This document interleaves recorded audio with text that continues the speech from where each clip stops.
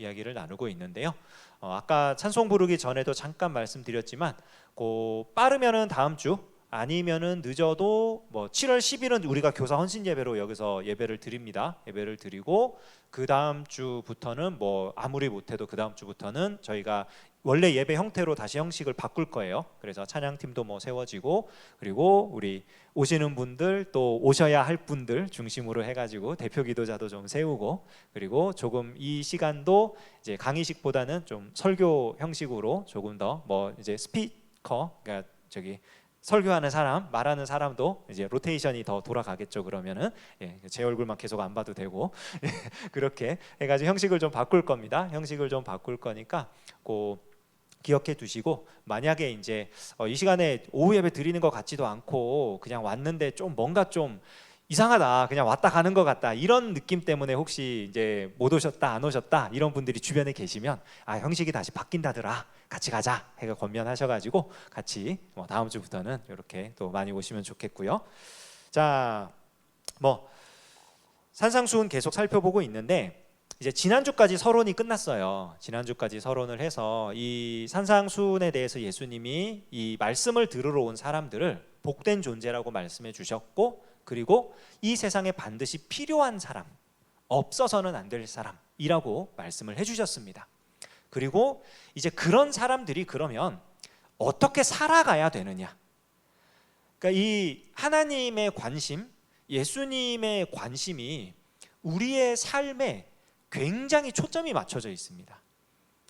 구약 성경도 보면요, 지금 이 산상수훈이라는 것 자체가 율법서를 본문으로 한다 그랬잖아요. 예수님이 율법서 전체를, 모세오경이라고 하는 커다란 카테고리 안에서 특별히 이제 신명기와 출애굽기에 나와 있는, 출애굽기 20장 이후에 나오는 그런 율법의 내용들, 그리고 신명기에 나오는 계명의 내용들, 이런 것들을 중심으로 예수님이 말씀을 하시는데, 그 율법의 계명들이 어디에 초점이 맞춰져 있냐면 우리의 삶에 굉장히 초점이 맞춰져 있어요. 그러니까 우리는 율법 하면은 딱 두 개만 생각합니다. 하나는 뭘 생각하냐면 종교 활동, 제사는 어떻게 드려야 된다, 번제는 어떻게, 소제는 어떻게, 화목제는 어떻게, 이런 식으로 제사는 어떻게 드려야 된다, 이거 하나 생각하고요. 또 하나는 뭐뭐 하면 안 된다, 도덕법이라고 부르죠. 그러니까 나쁜 짓 하면 안 된다, 이런 거. 그 두 가지로 이렇게 딱 생각을 하는데, 사실 이 종교법이나 도덕법이나 그런 법을 지정하시고 그대로 살아라라고 하신 이유가 뭐냐면 살아가도록 하기 위해서, 온전한 삶을 영위하도록 하기 위해서 그런 법들이 주어지는 거예요. 사회생활도 그렇고 종교생활도 그렇고, 그런 것들이 그런 살아가는 삶의 모양을 제대로 잡기 위해서 이제 주어지는 건데, 오늘 예수님이 이 율법을, 본인이 율법을 이제 제대로 설명을 하고 그 율법을 따르는 삶, 그 율법 이상의 삶, 그것이 어떻게 이루어지는가에 대해서 쭉 이제 설교를 하실 건데, 예수님께서 설교를 하실 건데, 하시면서 먼저 아주 충격적인 선언을 먼저 하세요. 왜 충격적인 선언을 먼저 하시냐면, 그 충격적인 선언이 뭐냐면 17절에 내가 율법이나 선지자를 폐하러 온 줄로 생각하지 말라, 폐하러 온 것이 아니요 완전하게 하려 함이라, 이렇게 말씀하시거든요. 아직까지 사람들은 예수님이 왜 이렇게 말씀하시는지 몰라요. 예를 들어서 제가 목사가 이렇게 설교를 합니다. 설교를 하는데 만약에 창세기 본문을 설교를 한다고 쳐요. 창세기 제일 많이 들어보셨으니까 잘 알 겁니다. 창세기를 가지고 설교를 할 건데, 제가 설교를 시작하기도 전에 얘기를 하는 거예요. 제가 창세기를 제가 부인하고 지금 이렇게 배격하는 게 아닙니다. 창세기 나쁜 책이라고 말하는 게 아니고요, 창세기를 진짜 제대로 해석해가지고 진짜 온전하게 받아들일 수 있도록 설교하려고 합니다. 이렇게 선언을 하는 거예요 지금. 그러니까 듣는 사람 입장에서는 굉장히 놀라운 거죠. 왜냐하면은 여기 율법이라는 것, 여기 율법이나 선지자라고 하셨는데, 율법이나 선지자라고 했을 때 율법과 선지자, 그리고 때로는 시편이 더해지기도 하고 시편이 더해지지 않기도 하는데, 율법과 선지자라는 게 뭐냐면은 구약 성경을 얘기하는 거예요. 구약 성경 전체를. 그러니까 유대인들이 지금까지 들어왔던 하나님의 말씀이에요. 지금까지 공부해 왔고 지금까지 들어왔고 지금까지 외워왔고 지금까지 살아왔던 그 말씀, 그게 율법이나 선지자예요. 근데 그거를 예수님이 지금 내가 그걸 없애려고 온 게 아니다, 폐하려고 온 게 아니다. 그러니까 폐한다는 게 파괴하는 거거든요. 완전히 산산조각을 내서 부셔뜨리는 거거든요. 그러려고 온 게 아니라 완전하게 하려고, 뭔가 불완전하고 뭔가 좀 덜 갖추어져 있는 거를 완벽하게 갖추어지게 하려고 내가 지금 온 거다. 듣는 사람 입장에서는 놀라운 거죠. 왜냐하면은 이 율법, 특히나 이 율법 같은 경우에 율법을 이제 뭐 헬라어로는 율법이 그냥 노모스라고 해가지고 단어가 노모스라고 해서 그냥 법입니다. 그래서 이게 상황에 따라서 그 유대인들이 따르는 율법을 가리킬 때도 있고 당시 사회를 지배하던 어떤 사회법이나 질서를 의미할 때도 있어요. 근데 여기서 율법은 분명히 모세오경입니다. 분명히 모세오경을 가리키는 건데 그 모세오경을 히브리어로 토라라고 불러요. 토라. 5권의 책, 모세가 쓴 5권의 책을 토라라고 부릅니다. 그런데 이 토라를 있는 그대로 다 달달 외워가지고 그렇게 지키고 사는 사람이 많지 않아요. 그리고 그 토라 내용 자체가 쉽지 않습니다. 앞부분 외울 수는 있겠지만 그러나 그대로 살아가려고 하려면 의미를 알아야 돼요. 이 토라가 대체 무슨 의미인지. 태초에 하나님이 천지를 창조하시니라, 토라의 첫 구절이죠. 모세오경 성경의 첫 구절입니다. 자, 그냥 단순하게 이해하면 아, 하나님이 세상을 만드셨구나 이렇게 생각하고 넘어가지만 거기 쓰여 있는 단어 하나하나, 태초에 라고 하는 단어, 하나님이라고 하는 단어, 이 하나하나가 가지고 있는 의미와 그런 깊이 있는 해석들이 굉장히 중요해요. 태초에라는 건 시간이 시작됐다는 뜻이거든요. 아무것도 시작되지 않았을 때 홀로 시작하신 분, 누구의 간섭도 받지 않고 정말 유일하게 자유로운 한 분. 하나님이라는 표현이 엘로힘이라는 표현을 씁니다. 근데 엘로힘은 히브리어로 복수형이에요. 그러면 이게 하나님 신들이라고 말하는 건지 아니면은 이것을 장원 복수형이라 그래가지고 굉장히 존귀하고 위험 있는 분을 대해서는 단수 형태를 쓰지 않고 복수 형태를 쓰는 수사법이 있었어요. 그걸로 하나님을, 그 유일신을 지금 높이는 이름을 쓴 건지 해석이 필요하죠. 천지라고 하는 것을 우리말로는 그냥 천지라고 되어 있지만 히브리어를 보면 하늘들과 땅을 이렇게 돼 있단 말이에요. 왜 하늘은 복수 형태고 땅은 단수 형태일까? 창조라고 하는 단어도 유일하게 창세기 1장 1절에만 쓰이는 창조예요. 나머지는 다 그냥 만들었다는데 거기 쓰이는 창조만 유일하게 재료가 없이 만든 창조를 얘기해요. 이런 해석이 필요하단 말이에요. 그 해석이 없이 그냥 글자만 봤을 때는 내가 생각하고 내가 판단하는 대로 그냥 받아들일 수밖에 없잖아요. 그러니까 깊은 해석이 필요한 건데 이렇게 토라를 해석한 유대인 랍비들, 바리새인들, 서기관들 뭐 이런 사람들이 그 성경을, 토라를 해석해 내온 책을 미드라시라고 불러요. 토라, 미드라시. 그리고 그렇게 해석을 해놨어요. 이것은 무슨 뜻이고 저것은 무슨 뜻이고 해석을 해놨어요. 그러면 해석된 것만 보면 우리가 삶에 바르게 적용을 할 수 있나요? 안 되죠. 그 해석을 바탕으로 우리 삶에 어떻게 적용할 것인지 주석이 필요하죠. 실용적인 주석 혹은 지침서, 이런 것들이 필요합니다. 그거를 미시나라고 불러요. 그러니까 유대인들이 토라를 보면서 우리는 토라를 지킵니다 라고 말을 하지만 사실은 이 토라를 그대로 배우는 게 아니라 토라의 해설서인 미드라시를 배우고 그 미드라시의 적용서인 지침서인 미시나를 따라 살아가는 삶을, 그게 율법을 지키는 삶이었어요. 당시에, 그 당시 사람들의. 이게 물론 헛된 노력이라는 말을 하고 싶은 게 아니라 굉장히 오랜 기간의 연구와 굉장히 그런 뭐라 그럴까요? 정교하게 고안해낸 그러한 어떤 삶의 지침들, 뭐 예를 들면은 뭐 안식일에는 몇 킬로 이상 가면 안 된다, 뭐 안식일에는 왼손으로밖에 요리를 못한다 등등, 아주 그냥 복잡하고 신기한, 우리가 보기에는 말도 안 되는 내용 같은데 근데 그 사람들이 굉장히 고민을 해서 만들어 놓은 그런 것들이 있단 말이에요. 그러니까 그들이 지켜왔던 율법이 그런 거예요. 그리고 이거를 그 랍비를 통해 가지고 자녀들에게 가르치고 하기 위해서 탈무드라는 걸 또 만들죠. 그 교육 교재 같이. 그러니까 그런 것들이 이제 그 당시 사람들에게도 익숙해 있는 개념이에요. 근데 예수님은 지금 뭘 말씀하고 싶으신 거냐면 그 율법에 대한 해석과 적용, 그것을 온전하게 하려고, 완전하게 하려고. 그럼 말씀을, 율법을 어떻게 해석하고 어떻게 적용하는 것이 올바른지를 지금 보여주시겠다는 거예요. 놀라운 선언입니다.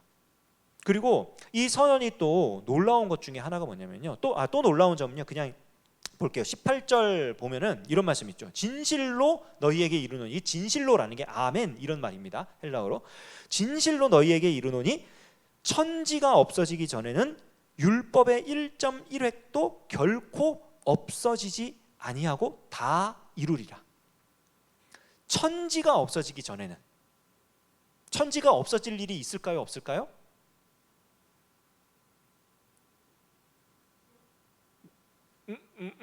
천지가 없어질 일은 없습니다. 왜냐하면은 천지가 뭐예요? 하나님께서 만들어 놓으신 우리 삶의 터전이잖아요. 처음에 창조 때부터. 그러니까 천지가 없어진다는 얘기는 하나님이 창조해 놓으신 게 헛수고로 돌아간다는 뜻이잖아요. 말이 안 된단 말이에요. 그러니까 천지가 없어질 일이 없어요. 그러니까 새 하늘과 새 땅이 임할 수는 있지만 그게 천지가 없어지는 게 아니에요, 절대로. 예, 그 개념이 굉장히 그렇습니다. 그러니까 없어지는 게 아니라 새로워지는 거죠, 말 그대로. 그게 어떤 식으로 이루어질지는 잘 모르겠지만 어쨌든 더 깊은 연구가 필요하겠죠. 어쨌든 싹 사라지고 그런 건 아니에요. 그런 개념은 아니에요. 그러니까 없어지기 전에는 1.1획도 없어지지 않겠다. 그 얘기는 뭐냐면은 천지가 없어질 일이 없기 때문에 이 율법의 말씀이, 율법이 이렇게 1.1획도 그 허투루 여겨지는, 소홀히 여겨지는 일 있으면 안 된다는 거예요. 이게 굉장히 중요한 거예요. 그러니까 우리가 율법주의를 나쁘다고 말합니다. 율법주의는 정말 나쁜 겁니다. 그런데 율법은 나쁜 게 아니에요. 율법주의가 나쁜 이유는요, 그 율법이 나쁜 게 아니라 그 율법 때문에, 율법을 지키며 살아가는 삶 때문에, 혹은 율법으로 인해서 만들어진 공동체이기 때문에 예수 그리스도를 배격해서 나쁜 거예요. 예수님을 따르는 삶을 살지 않도록 하니까. 내가 율법을 지키는 삶으로 내 구원이 이루어질 수 있다, 혹은 그리스도는 필요 없다, 이게 나쁜 거지. 이게 우리가 배격해야 할 율법주의예요. 율법주의지, 율법은 우리가 배격할 대상이 아닙니다. 절대로. 율법은 지켜야죠. 왜냐하면 이 땅에 살아가는데, 사회생활을 하는 데 있어서, 혹은 뭐 종교생활을 하는 데 있어서, 우리가 어떤 개인적인 뭐 생활을 하는 데 있어서 삶의 지침으로 주어진 게 율법이에요. 신약 성경의 저자들도요, 서신서들 이렇게 쭉 읽어보면은 이거 해라 저거 하지 마라 분명히 있습니다. 그것이 구약 시대 때 주어진 율법의 모양처럼 되지는 않지만, 그러나 신약 시대 때에도 반드시 지켜야 할 삶의 규범과 그런 기본적인 원칙들과 이런 게 있단 말이에요. 그 지침이 없으면 안 돼요. 있어야 돼요. 율법이 나쁜 게 아닙니다. 율법주의가 나쁜 거예요. 그래서 19절에는 그러므로 누구든지 이 계명 중에 지극히 작은 것 하나라도 버리고 또 그같이 사람을 가르치는 자는 천국에서 지극히 작다 일컬음을 받을 것이요, 누구든지 이를 행하며 가르치는 자는 천국에서 크다 일컬음을 받으리라. 어디에서? 천국에서. 천국에서 율법을 지키며 행하며 가르치는 사람은 크다 작다? 크다. 천국에서 율법을 지키지 않고 가르치지 않는 사람은 지극히 작다. 천국에서. 그러니까 천국 들어가는 것과 직접적인 관계는 없어요. 하나님 나라 백성 되는 것과 직접적인 관계는 없어요. 그런데 하나님 나라 백성답게 살아가는 데 있어서 율법은 굉장히 도움이 되는 거예요. 그건 필요한 일이에요. 내가 천국 백성이 되었지만 이 율법을 따르지 않는다, 율법을 배격한다, 그는 율법주의를 배격하는 게 아니라 율법을 배격하는 것이고 천국에서 지극히 작은 사람이 되는 길입니다. 옳지 않겠죠. 20절, 내가 너희에게 이르노니 너희 의가 서기관과 바리새인보다 더 낫지 못하면 결코 천국에 들어가지 못하리라. 서기관과 바리새인의 의, 이게 율법으로서 도달할 수 있는 최고의 의라고 생각하시면 됩니다. 그러니까 서기관과 바리새인들은 율법을 엄청나게 공부하는 사람들, 아까 말했던 미드라시와 미시나를 써내는 사람들입니다. 율법을 공부해가지고 연구해가지고 해설을 붙이고 그거를 가지고 삶에 적용하는 지침서를 만들고 이 과정을 평생 하는 사람들이에요. 이 사람들만큼 율법에 정통할 수 있는 사람은 없어요. 기본적으로. 그러니까 이 사람들은 율법을 굉장히 잘 압니다. 그리고 자기들이 그렇게 깊이 연구를 하기 때문에 율법을 잘 지키죠. 왜요? 자기들이 지킬 수 있는 걸로 지침을 만들 거 아니에요. 자기들이 할 수도 없는 걸 가지고 이건 이렇게 해야 됩니다 그러고 하면은 말이 안 되잖아요. 다 할 수 있는 걸 해야지. 그러니까 이 사람들이 굉장히 탁월한 사람들이에요. 그런데 문제는 뭐냐면은 그들이 만들어낼 수 있는 그 의보다 더 나은 의가 아니면 결코 천국에 들어갈 수 없다. 아까 위에서 말했던 거하고 약간 뭔가 상충되는 것 같아요.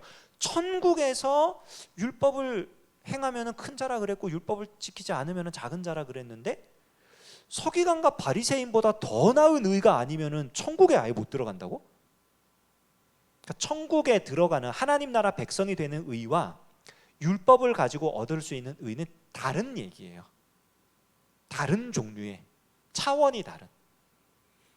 그러니까 여기서 말하는 의는, 예수님이 말씀하시는 의는 우리가 잘 알다시피 믿음의 의, 예수 그리스도를 믿음으로써 구원 얻는 그 의를 말씀하시는 건데, 이제 왜 그런지는 차차차차 이제 쭉 설명을 해나가면서 자연스럽게 귀결이 됩니다. 귀결이 되는데 아직은 지금 사역 초창기예요, 예수님이. 그래서 예수님의 어떤 십자가 사역도 말씀하신 적이 없고요.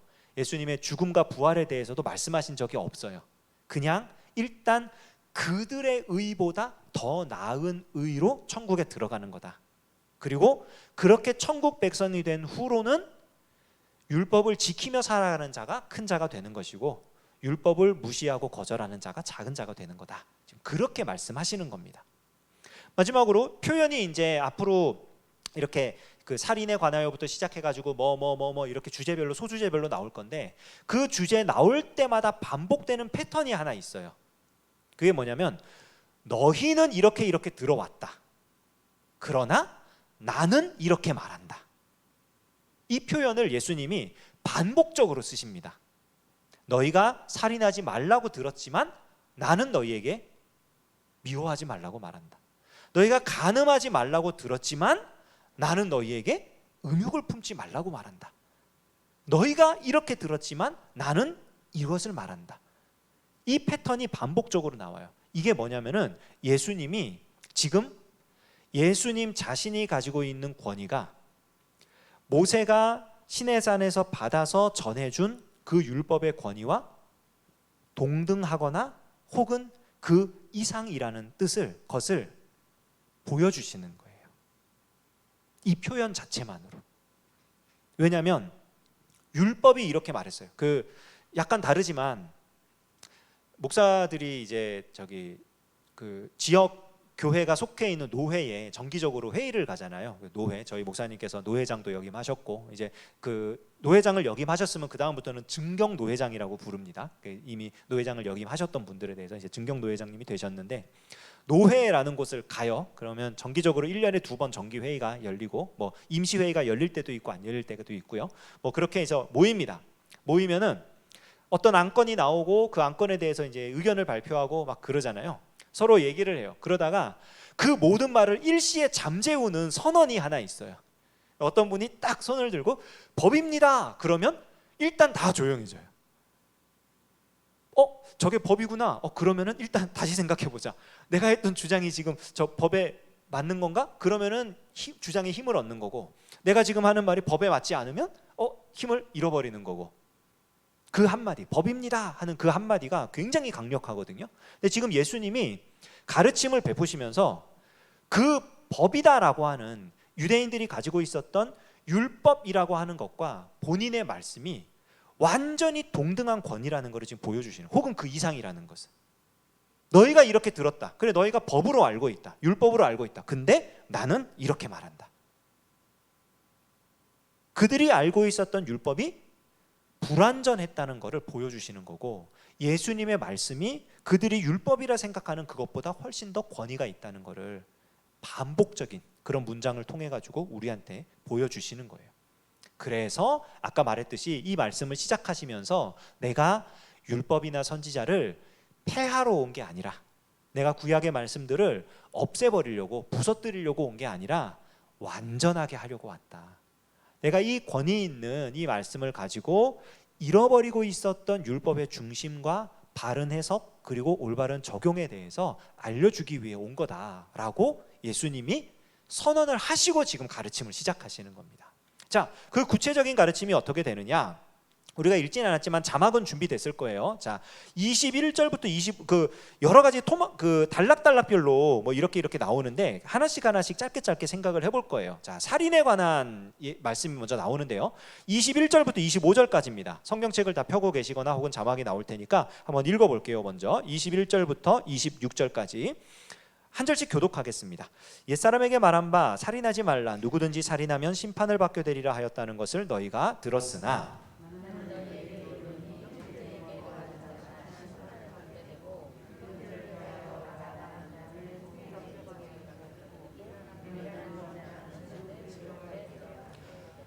그러므로 예물을 제단에 드리려다가 거기서 내 형제에게 원망 들을 만한 일이 있는 것이 생각나거든.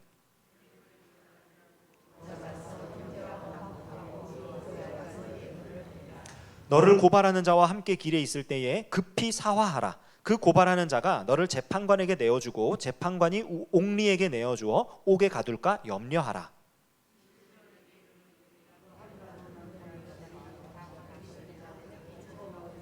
나오지 못하리라. 아멘. 자, 살인에 대해서입니다. 살인, 옛사람에게 말한 바. 그러니까 너희가 이렇게 들었다 이거예요. 뭐라고 들었냐? 살인하지 말라. 누구든지 살인하면 심판을 받게 될 것이다. 이렇게 들었어요. 자, 여기 살인하신 분 아무도 안 계시죠? 거기 모인 사람들 가운데도 아마 대부분이 그랬겠죠. 살인한 사람이 없었겠죠. 그러니까 생각에 우리는 살인하지 않았으니까, 나는 살인하지 않았으니까 그만큼 좋은 사람, 착한 사람, 이렇게 생각을 할 수 있어요. 뭐 그렇죠. 당연히 더 도덕적인 사람이죠, 살인한 사람보다는. 자, 그런데 예수님은 지금 뭐를 보고 싶은 거냐면 사람을 왜 죽이는가? 이 질문을 던지시는 거예요. 사람이 사람을 왜 죽이는가? 아니, 사람이 사람을 죽이면 어떡해요? 큰일 나죠. 이게 당연한 반응입니다. 그렇죠? 사람을 사람으로 생각하면 당연히 못 죽여요. 근데 사람을 왜 죽여요? 사람으로 생각하지 않으니까 그런 거예요. 심지어 사람으로 생각하지 않더라도, 사람으로 생각하더라도 나보다 못한 존재라고 생각하는 거예요. 혹은 너무 미워서 그런 거예요. 이게 이미 아담과 하와의 첫째 아들, 둘째 아들 사이에서 이미 보이잖아요. 가인과 아벨 사이에서. 너무 미우니까, 너무 속상하니까 죽여서 없애버리잖아요. 사람이 그런, 사람의 본성이라는 게, 저 사람을 왜 죽이느냐? 내가 저 사람보다 더 나은 존재인데 쟤가 나랑 똑같다고? 쟤가 나보다 낫다고 심지어는 못 견디는 거예요. 그 중심을 보시는 거예요. 그러니까 예수님은 뭐라 그러세요? 나는 너희에게 이르노니 형제에게 노하는 자마다 심판을 받게 되고, 이미 살인자가 받을 심판에 대해서 형제에게 노하는 자, 분노하고 그러는 자는 이미 그 심판을 받는 거예요. 받게 되고, 형제를 대하여 라가라 하는 자는 공회에 잡혀가게 되고, 라가는 멍청이라는 뜻입니다. 전 세계적으로 욕이 가장 발달한 나라 중 하나가 우리나라예요. 정말 기상천외하고 휘황찬란한 욕설이 굉장히 많습니다. 우리나라는. 정말 예전에 봤던 어떤 영화, 황산벌이라는 영화가 있었는데, 거기에 제가 특정 지역을 언급하지 않겠습니다. 이제 두 나라가 대치를 해가지고 싸우는데, 야, 어디 지역 애들 좀 데려와라. 그래서 그 사람들이 딱 나왔어요. 그리고 이제 욕설을 하기 시작하는데 모두 다 자막 삐삐 처리가 돼. 삐삐삐삐삐삐 그러면서 막 이제 나오는데, 보면서 굉장히 웃기면서도 저거 어디서 들어본 욕인데, 저거 나 어디서 들었는데, 다 아는 그런 느낌. 욕설이 굉장히 발달해 있거든요, 우리나라는. 그래서 멍청이라고 하는 게 왜 그게 공회에 잡혀? 공회는 사내들인이거든요. 그러니까 이스라엘 최고 기관입니다. 최고 행정기관이고 최고 의결기관인데, 그 사람들이 데려가서 공개적으로 넌 죄인이야라고 정죄를 한다는 거거든요. 근데 멍청이가 대체 뭐 어때서? 그런데 이제 굉장히 이제 욕을 하는 그 사람을 아주 나쁘게 보는 그런 거예요. 그러니까 욕설이 어떤 거냐 이것보다 중요한 게 무슨 마음으로 어떤 중심으로 지금 그 사람을 대하냐, 그걸 얘기하고 싶으신 겁니다. 미련한 자라 하는 자는 지옥불에 들어가게 되리라. 이 지옥불이, 지옥이라는 말이 간음에 대해서도 나오고 맹세에 대해서도 나오고 막 그러는데, 지옥이 이제 게헨나라 그래가지고 히브리어로는 그 흰놈의 아들의 골짜기 있죠. 그 예루살렘 이렇게 보면은 그 성 아래쪽에 이렇게 골짜기 있는, 그게 이제 막 쓰레기도 버리고 막 저주받은 골짜기 이렇게 인식을 하는 골짜기인데 거기에요. 그거를 이제 헬라어로 음역을 하다가 보니까 이제 게헨나로 바뀌었는데, 이름이 그 게헨나라고 하는 거기가 이제 유대인들은 무슨 생각을 하고 있었냐면, 하나님이 반드시 그 마지막 날에 의인과 악인을 모두 부활시킨다라는 생각이 있었어요, 이미. 그러니까 왜 그렇게 부활이 되냐면은, 의인은 그렇게 부활을 하면은 평화로운 곳에서, 그러니까 우리가 말하는 천국이죠. 거기서 행복하게 살아요. 영원한 그런 상을 받으면서 그렇게 살아요. 근데 악인은 부활을 하면 어떻게 됩니까? 이 게헨나, 이 골짜기, 사망의 골짜기, 이 골짜기에 들어가 가지고 거기서 영원히 저주를 받는 거예요. 영원히 벌을 받고 영원히 고통스러운 그런 일을 당하는, 그게 이 골짜기입니다. 여기 말하는 이 지옥불, 이게 그거예요. 그러니까 예수님이 지금 하고 싶으신 말씀이 뭐냐면, 내가 사람을 죽이지 않았어, 그러니까 나는 도덕적인 사람이야, 아니라는 거예요. 그거는 율법을 지키는 게 아니다. 율법을 지키는 건 뭐냐? 내 중심이 저 사람을 어떻게 대하고 있는가를 보는 거다. 내가 지금 어떤 마음으로 저 사람을 보고 있는가, 저 존재를 내가 어떤 존재로 인식하고 있는가, 그걸 돌아보는 계명이 살인하지 말라라는 계명이라는 거예요. 그러니까 단순히 내가 사람 안 죽였으니까 나는 도덕적인 사람, 이런 차원에서 머무를 수가 없는 거죠. 그리고 거기서 한 걸음 더 나가십니다. 그러므로 23절부터 보면, 예물을 제단에 드리려다가 거기서 내 형제에게 원망 들을 만한 일이 있는 게 생각나거든. 그러니까 지금 종교활동하러 간 거예요. 제사를 드리러 갔어요. 갔는데 거기서 내가 저 사람한테 뭔가 잘못한 게 있는데, 원망 들을 만한 일이 있는 거. 그러니까 내가 저 사람한테 뭔가 피해를 줬다든지, 아니면은 어떤 사람을 내가 인격적으로 뭐 모멸했다든지 무시했다든지, 아니면 뭔가 좀 뭐 욕설을 했다든지, 뭔가 안 좋은 일이 일어난 거예요. 그러니까 관계에 금이 갔겠죠. 문제가 생겼겠죠. 그러면 어떻게 해야 되냐? 24절. 예물을 제단 앞에 두고 먼저 가서 형제와 화목하고 그 후에 와서 예물을 드려라. 그러니까 이게 지금 종교법을 얘기하는 게 아니에요. 예수님이 사람을 대하는 마음 자세. 그러니까 살인하지 않았으니까 나는 괜찮아, 이 정도가 아니고, 그 사람을 내가 어떻게 대하는가, 그 중심을 봐야 되는데, 그 중심을 어느 정도까지 봐야 되냐면, 하나님 앞에 예배 드리러 갈 때에도 사실은 사람을 내가 어떻게 보는지에 대해서 그 중심을 살펴봐야 된다는 거예요. 그래서 그 중심이 잘못됐다면 예배 드리지 마라, 그거 내가 안 받는다, 그 말씀 하시는 거예요. 개인적으로 화해를 하고, 또 25절 26절은 개인적인 화해가 먼저임을 얘기해 주죠. 법정 고소까지 가지 말고, 왜냐면은 거기 가게 되면은 너는 잘못한 거에 대해서 철저하게 페널티를 받고 그걸 다 갚아주기 전에는 옥에서 못 나온다, 감옥에 갇혀가지고. 그러니까 그 지경이 되기 전에 화해를 해라, 개인적으로 풀어라, 사람 대 사람으로 인격적인 관계로 문제를 풀어라, 용서를 해라, 용서를 하고 용서를 받고. 그러니까 그거를 용감하게 하라는 거예요. 이게 굉장히 용기가 필요한 일입니다. 그러니까 사람 사이에 문제가 생겼을 때 법으로 해결하면 되게 쉬운 것 같아요. 법으로 해결하면 무엇이 옳고 그름 기준이 있잖아요. 그러니까 그걸 딱 들이밀면서 이 기준에 따라서 당신은 잘못했으니까 내가 이겼다, 혹은 이 기준을 보니까 내가 잘못했으니까 아이고 내가 잘못했네, 벌금 내고 말지 뭐. 근데 그게 사실은 굉장히 안 좋은 거예요. 왜냐하면 그렇게 되면 두 사람 사이에 인간적인 관계라는 것 자체가 이미 없는 거거든요. 인격적인 관계 자체가 끊어진 거거든요. 그 얘기를 하시는 겁니다. 그러니까 단순히 살인하지 마라, 사람을 내가 죽이지 않았다, 나는 다른 사람들에 대해서 나쁜 짓을 하지 않는다, 그게 아니고 내가 사람을 어떻게 대하고 있는가, 내가 저 사람을 어떤 중심으로 지금 보고 있는가, 거기까지 지켜봐야 된다는, 그게 율법을 온전하게 지키는 삶이라는 거죠. 간음 얘기가 나옵니다. 27절부터 32절까지인데요. 그렇죠. 예, 간음과 이혼 쭉 연결해서 할게요. 이것도 한번 교독할게요. 27절부터. 또 간음하지 말라 하였다는 것을 너희가 들었으나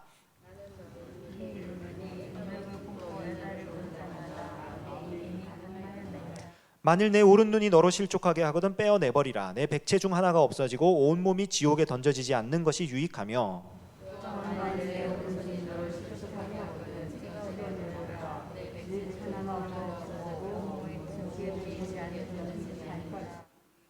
또 일렀으되 누구든지 아내를 버리려거든 이혼 증서를 줄 것이라 하였으나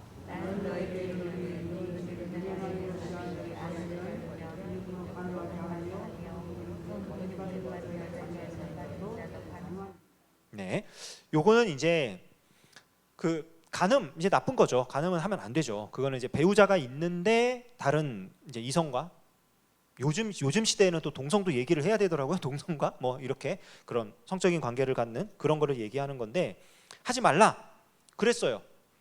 내가 그렇게 안 했으니까 나는 정결한 사람, 나는 뭐 이렇게 가정에 충실한 사람. 이 뒤에 이혼에 관련해서도 그냥 나는 법에 따라서 그냥 이혼 증서 써가지고 저 사람 내보냈으니까 내 의무를 다한 사람, 나는 올바른 사람, 이렇게 생각할 수 있다 이거예요. 율법에 따른, 그게 유대인들이 생각하는 율법에 따르는 삶이에요. 그 정도면 되지 뭐. 그런데 예수님은 거기서 또 한 걸음 더 들어가라는 겁니다.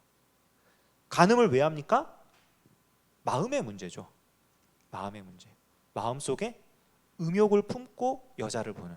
여기 이제 그 여자를 보는 자마다라는 거에서 이미 그 남성이 전제되어 있는 겁니다. 지금 남자에게 이 말씀을 듣고 있는 사람 중에 남자들에게 지금 하는 말씀이에요. 근데 남자들이 음욕을 품고 다른 여인을 본다. 사실 이게 원래 그래요. 원래 뭐 여기 계신 분들이 대다수가 지금 여성분들이시기 때문에 충격을 받으실지 모르겠지만 모든 남자의 이상형이 혹시 누군지 아세요? 모든 남자가 공통적으로 이상형으로 여기는 여자가 있어요. 들으시면 충격 받으실 건데 처음 본 여자. 반은 농담 반은 진담입니다. 그러니까 그렇대요. 남자들이 원래 그렇대. 성적 충동에 굉장히 약하고 시각적인 자극에도 약하고 그렇기 때문에 굉장히 그렇다고 하는데 남자가 그렇대요. 근데 실제로 이제 배우자가 있는데 그렇게 이제 간음의 어떤 행위까지 간다라고 하는 거는 본인 마음속에서 이미 지금 현재 이 관계에 대해서 불만족하고 이 관계를 깨뜨리고 싶은 거죠. 예수님도 이 이혼에 대해서도요. 이혼 증서를 내버리고 주고서 저기 아내를 버려라. 그런데 음행한 이유 없이는 아내를 버리지 마라. 이제 이렇게 말씀하시잖아요. 그러니까 음행이라는 것, 간음이라는 것 자체 굉장히 나쁜 겁니다. 그거는 정말 두말할 여지가 없어요. 나쁜 건데 중요한 거는 그 중심이 그 일을 왜 하느냐? 내 안에서 내 배우자에 대해서 불만족하거나 혹은 배우자와 맺은 그 언약 관계를 소홀히 경홀히 여기는 거죠. 이걸 내가 깨뜨릴 수 있다. 사랑이요. 우리는 사랑하면은 되게 좋은 감정 이런 것들이 우선된다고 많이들 생각을 합니다. 젊으면 젊을수록 더 그러죠. 근데 인생을 많이 사셨기 때문에 아실 거예요. 진짜 사랑은 언제 빛나냐면 감정이 막 좋아가지고 불타오르고 이럴 때보다 힘들고 어려운데 굳은 의지와 결단을 가지고 서로를 지켜주고 함께 나갈 때 사랑이 진짜 깊어져요. 그게 진짜 사랑입니다. 그러니까 의지적으로 그 언약을 지켜나가는 그런 모습이 필요해요. 근데 그 의지가 어느 정도 의지여야 되냐면요. 여기 29절 30절에 이런 말이 있죠. 눈이 실족하게 하면 빼버리고 손이 실족하게 하면 잘라버리고. 이거 굉장히 무서운 말씀입니다. 이 말씀을 문자 그대로 적용을 하게 되면요. 솔직히 말해서 천국에 들어갈 사람 중에 온전한 신체를 가지고 들어갈 수 있는 사람은 아무도 없어요. 진짜 그래요. 뭐 사실 그렇잖아요. 보는 것마다 그 요한일서 보면은 이 세상의 죄에 대해서 세 가지로 정리를 하는데 안목의 정욕, 육신의 정욕, 이생의 자랑. 딱 세 가지잖아요. 세 가지. 안목의 정욕, 눈 뽑아버려라. 육신의 정욕, 손발 잘라버려라. 다 잘라버리고 그럴 수밖에 없어요. 그게 우리 인생이에요. 근데 정말 그러고 천국에 들어가라? 그 말씀이 아니라 그 정도로 내 안에 있는 음욕을 비롯한 그 하나님이 원하시는 그 사랑의 관계, 언약의 관계를 깨버리고 싶은 그 마음과 이런 것들을 그 정도로 혐오하고 멸시하라는 거예요. 그 마음, 그 악한 마음을, 그 악한 중심을. 그래야 그 나쁜 범죄, 언약을 깨뜨리고 가정을 깨뜨리고 그 악한 길로 나가지 않는 거죠. 그래야 나를 지킬 수 있는 거예요. 간신히. 그러니까 가늠하지 말라. 나 가늠 안 해. 옛날에 어느 배우가, 아주 옛날에였던 것 같은데, 어느 배우가 TV에 나와가지고 토크쇼 이런 걸 하는데 자기는 자기 아내에 대해서 단 한 번도 이렇게 부끄러웠던 적이 없다. 사실 이제 배우, 연예계에서 활동하는 사람이면 얼마나 그런 유혹이나 이런 것들이 많겠어요. 근데 게다가 그 배우는 굉장히 잘생긴 배우고 아주 이름값도 있고 그런 이제 사람이었기 때문에 다들 놀래는 거예요. 그 진행자나 이거나 정말 그러냐고, 아주 멋있다고 훌륭하다고 막 그러는데, 이 남자가 그 뒤에 말을 안 했으면 참 좋았을 텐데, 내가 설령 딴 여자랑 잤더라도 내 마음은 준 적 없다고 이러면서 자기는 떳떳하다고 막 이렇게 막 자랑 삼아 얘기를 막 하는 거예요. 그러니까 이미 다 배렸다 이거죠. 근데 그게 사실은 이 예수님 말씀을 바탕으로 생각을 해보면은 겉으로는 율법을 지키는 삶일 수 있어요. 나 간음 안 했다, 나 자신 지켰다, 이런 걸 수 있어요. 그런데 중심은 이미 흐트러질 대로 다 흐트러진 그런 모습일 수 있는 거예요. 물론 반대로 생각할 수 있겠지만 중심을 잘 지키면 행동은 따라오게 돼 있습니다. 따라오게. 예수님이 율법에 대해서 말씀하시는 게 다 그런 거예요. 맹세에 관한 것도 보면요, 요거까지 하고 오늘은 마무리를 지을게요. 33절부터 37절까지인데 요것도 한번 한 절씩 읽어보겠습니다. 또 옛사람에게 말한 바 헛맹세를 하지 말고 내 맹세한 것을 주께 지키라 하였다는 것을 너희가 들었으나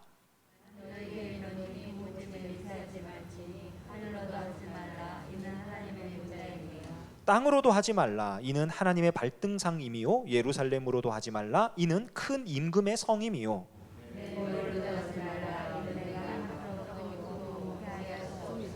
같이 읽습니다. 오직 너희 말은 옳다 옳다 아니라 아니라 하라. 이에서 지나는 것은 악으로부터 나느니라. 맹세는 뭡니까? 내가 이거 반드시 하고야만 한다. 우리 옛날에 많이 썼던 그 말 있죠. 내 손에 장을 지진다. 저 어릴 때 그 말이 무슨 말인지 몰랐어요. 그냥 사람들이 다 쓰길래 내 손에 장을 지진다 그랬는데, 저 어릴 때 벌에 쏘인 적이 하도 많아가지고, 그 벌에 쏘이면 시골에 가면 된장 바르잖아요. 그건 줄 알고 된장 손가락에 찍는 거 그 냄새가 좀 그래서 그렇지 뭔 상관이야 이렇게 생각을 하고 쉽게 남발을 했었습니다. 그런데 알고 봤더니 그게 내 손으로 된장찌개를 끓이는 거더만요. 장을 지지는 게 어마어마한 얘기더라고요. 그런 이제 맹세를 하지 말래요. 율법에는 분명히 맹세를 하면 지켜라, 서원을 하면 반드시 지켜라 이렇게 얘기를 나오거든요. 근데 예수님은 뭐라 그러냐? 그거 하지 마라. 왜냐면은 그게 이유가 뭐냐면은 하늘로도 하지 말고 땅으로도 하지 말고 예루살렘으로도 하지 말고 머리로도 하지 말고, 그러니까 본인의 주제 파악을 정확하게 하라는 거예요.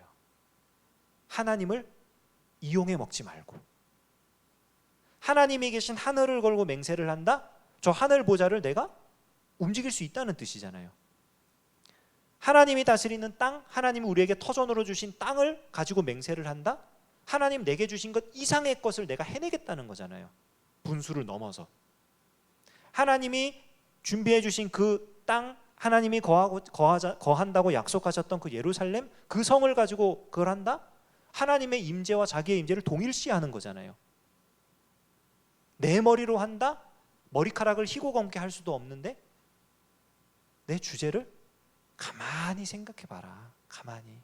맹세를 했으면 반드시 지켜라. 너가 그렇게 훌륭한 사람이고 대단한 사람이고 언행일치가 되는 사람이고 그런 어떤 자긍심, 자부심으로 똘똘 뭉쳐가지고 어깨 으쓱해가지고 살지 말고 솔직히 자기를 돌아보라 이거예요. 내가 어떤 존재인지, 어떤 인간인지. 그러면 옳은 것은 옳고 그른 것은 그르고 이렇게 말한 것 이상으로는 두려워서 말을 못하게 된다는 거예요. 하나님 앞에서 내가 여기서 더 나가면 혹시라도 선을 넘게 될까 봐 하나님 앞에서 조심하는 마음가짐을 가지게 되는 거죠. 예수님이 우리한테 이 율법에 대해서 내가 율법을 파괴하고자 온 게 아니다. 이거는 우리가 지금 법으로 알고 있는 이런 것들을 막 어겨도 된다, 그것 없이 살 수 있다, 그게 아니라는 거예요. 예수님은 그러려고 지금 이 말씀하시는 게 아니에요. 율법은 필요합니다. 우리에게 도움이 됩니다. 우리가 살아가는 데 있어서 삶의 지침으로 삼을 수 있습니다. 그러나 그 율법의 의로 우리가 하나님의 백성이 되는 건 결코 아니에요. 하나님의 백성이 되는 의는 따로 있지만 그러나 그럼에도 불구하고 율법을 바르게 지켜나가는 삶은 하나님의 백성된 사람에게 있어서 매우 필요한 모습입니다. 그리고 그것은 우리의 겉으로 드러나는 행위보다 마음속에 중심을 살펴보는데 그 핵심이 있다는 것이죠. 살인이라든지 간음이라든지 이혼이라든지 맹세라든지 어떤 굉장히 파격적이고 어떤 굉장히 악한 그런 행동들, 그걸 안 하니까 나는 도덕적이고 이 정도면 괜찮다, 그 선에서 멈추면 율법에 의해요. 그게 바리새인과 서기관에 의해요. 그런데 이미 하나님 나라 백성이 된 사람들은 그보다 더 나은 의를 추구해야 한다는 것입니다. 중심을 보면서 내가 다른 사람을 어떻게 대하고 있는지, 내가 내 아내를 어떻게 대하고 있는지, 내가 어떤 마음으로 하나님을 지금 어떻게 대하고 있는지, 이것에 대해서 깊이 생각하고 정직하게 생각하고 그렇게 하나님 앞에 바른 모습으로 살아가는 게 정말로 율법을 바로 알고 바르게 지켜나가는 삶이다라는 것을 예수님이 가르쳐주고 계십니다. 오늘 여기까지 얘기를 하도록 하겠습니다. 기도할게요. 하나님 아버지, 감사합니다.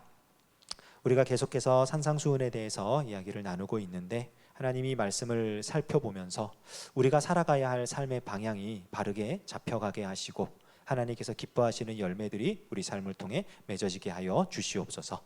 예수님의 이름으로 기도합니다. 아멘. 하늘에 계신 우리 아버지여, 이름이 거룩히 여김을 받으시오며 나라의 임하옵시며 뜻이 하늘에서 이루어진 것 같이 땅에서도 이루어지이다. 오늘날 우리에게 일용할 양식을 주옵시고 우리가 우리에게 죄 지은 자를 사하여 준 것 같이 우리의 죄를 사하여 주옵시고 우리를 시험에 들게 하지 마옵시고 다만 악에서 구하옵소서. 대개 나라와 권세와 영광이 아버지께 영원히 있사옵나이다. 아멘.